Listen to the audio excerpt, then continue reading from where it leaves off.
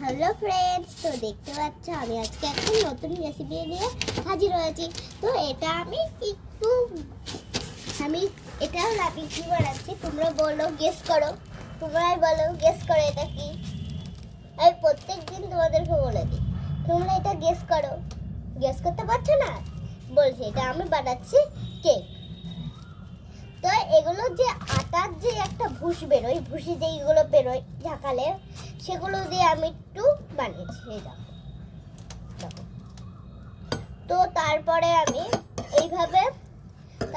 আমি একটু 1 চামচ 1 চিমটি হলুদ দিয়েছি বলতে, 1 চিমটি হলুদ।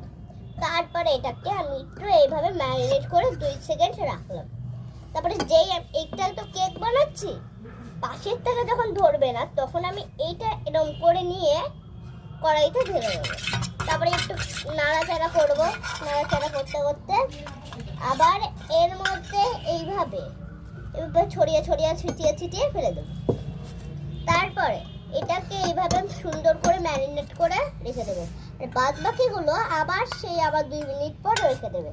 তারপরে আবার এরকম করবে দিয়ে, বন্ধুরা তো দেখো এটা কি ইউনিকর্নের মতন দেখতে। তো তারপরে আমি এখানে দেখাচ্ছি, এটা ম্যারিনেট করা আছে। এইটার পরে আমি এইটা লাগিয়ে দেব। তারপরে এটা এখানে বসবে।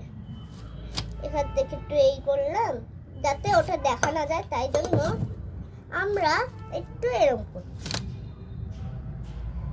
তো এইটা কিন্তু কেক। কেমন লাগছে কেকটা প্লিজ কমেন্টে জানাবেন। টাটা। আমার যদি এই রেসিপিটা ভালো থাকে তাহলে প্লিজ লাইক, কমেন্ট, সাবস্ক্রাইব।